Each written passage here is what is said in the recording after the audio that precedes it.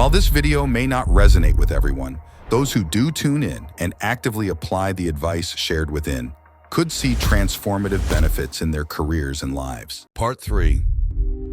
Some may think it is too late to start a new career. What is your opinion?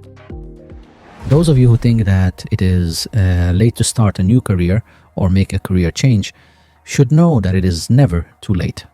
Research and studies have consistently shown that people can successfully transition into satisfying and rewarding new careers at any age. For example, a 2017 article in Nature reported that individuals who attempted career changes later in life experienced higher job satisfaction and happiness in their new roles.